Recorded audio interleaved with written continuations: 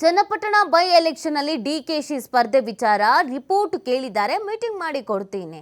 ಹುಬ್ಬಳ್ಳಿಯಲ್ಲಿ ಸಚಿವ ಚಲುವರಾಯಸ್ವಾಮಿ ಒಂದು ಸ್ಟೇಟ್ಮೆಂಟ್ ಅನ್ನು ಕೊಟ್ಟಿದ್ದಾರೆ. ವರದಿ ಕೊಟ್ಟ ಮೇಲೆ ಸಿದ್ದರಾಮಯ್ಯ ಡಿಕೆಶಿ ತೀರ್ಮಾನ ಮಾಡ್ತಾರೆ. ಚನ್ನಪಟ್ಟಣದಲ್ಲಿ ಸೋತಿದ್ದೀವಿ, ಗೆಲ್ಲಬೇಕು ಅನ್ನೋದು ಇದೆ. ದೊಡ್ಡವರ ಸೀಟ್ ಅದು. ಈಗ ಕೇಂದ್ರದಲ್ಲಿ ಮಂತ್ರಿ ಆಗಿದ್ದಾರೆ, ನಾವು ಅವರ ವಿರುದ್ಧ ತೊಡೆ ತಟ್ಟಕ್ಕಾಗತ್ತಾ? ಸಂಸದ ಕುಮಾರಸ್ವಾಮಿಗೆ ಚಲುವರಾಯಸ್ವಾಮಿ ಈ ರೀತಿಯಾಗಿ ಟಾಂಟ್ ಕೂಡ ಮಾಡಿದ್ದಾರೆ. ಇದೀಗ ಚನ್ನಪಟ್ಟಣ ಬೈ ಎಲೆಕ್ಷನ್ ಮೇಲೆ ಎಲ್ಲರ ಕಣ್ಣಿದೆ.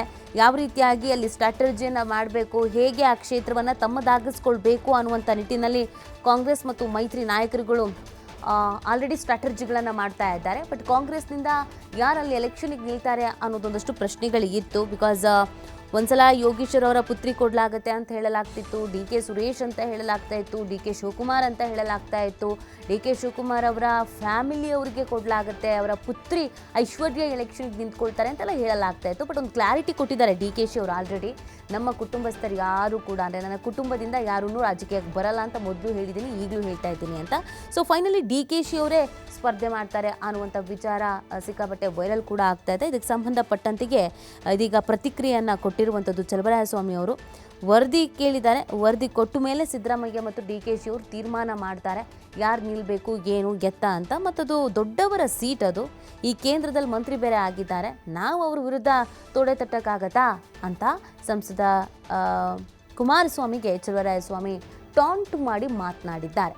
ಸೊ ಹಾಗಾಗಿ ಅಲ್ಲಿ ಎಲೆಕ್ಷನ್ಗೆ ಯಾವ ಥರ ತಯಾರಿ ನಡೀತಾ ಇದೆ, ಏನೇನು ಸ್ಟ್ರಾಟರ್ಜಿಗಳನ್ನು ಮಾಡ್ಕೊಂಡಿದ್ದಾರೆ, ಕಾಂಗ್ರೆಸ್ನ ಸ್ಟ್ರಾಟರ್ಜಿ ಏನು, ಮೈತ್ರಿ ನಾಯಕರ ಸ್ಟ್ರಾಟರ್ಜಿ ಏನು, ಇಬ್ಬರೂ ಕೂಡ ಪ್ರತಿಷ್ಠೆಯ ಕಣವಾಗಿ ತೆಗೆದುಕೊಂಡಿದ್ದಾರೆ ಈ ಕ್ಷೇತ್ರವನ್ನು. ಬಹುಶಃ ಇನ್ನೂ ಸಿದ್ದರಾಮಯ್ಯನವರು ಅವರು ಕೂತ್ಕೊಂಡು ತೀರ್ಮಾನ ಮಾಡಿಲ್ಲ. ನನಗೂ ರಿಪೋರ್ಟ್ ಕೇಳಿದರೆ ನಾನು ಇನ್ನೂ ಮೀಟಿಂಗ್ ಮಾಡೋಕ್ಕಾಗಿಲ್ಲ. ಸೊ ಎಲ್ಲ ಲೀಡ್ರ್ಗಳ ಕಾರ್ಯಕರ್ತರ ಅಭಿಪ್ರಾಯನ ನಾನು ಸಿದ್ದರಾಮಯ್ಯನವ್ರಿಗೂ ಡಿ ಕೆ ಶಿವಕುಮಾರ್ ಅವ್ರಿಗೂ ಕೊಡ್ತೀನಿ.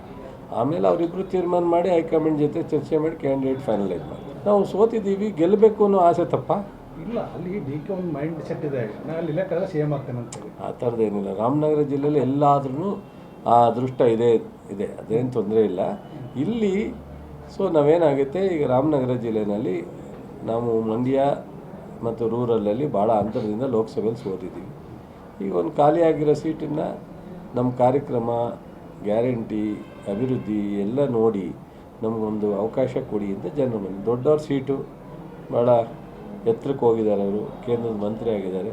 ಅವ್ರು ಬಿಟ್ಟಿರೋ ಸೀಟನ್ನು ನಾವು ಚಾಲೆಂಜ್ ಮಾಡೋಕ್ಕಾಗುತ್ತಾ, ತೊಡೆ ತಟ್ಟೋಕ್ಕಾಗುತ್ತಾ, ಏನೋ ಜನರ ಮಧ್ಯೆ ಹೋಗ್ತೀವಿ, ನೋಡೋಣ ಜನರು ಏನು ತೀರ್ಮಾನ ತಗೋತಾರೆ. ಬಹುಶಃ ಇನ್ನೂ ಸಿದ್ದರಾಮಯ್ಯನವರು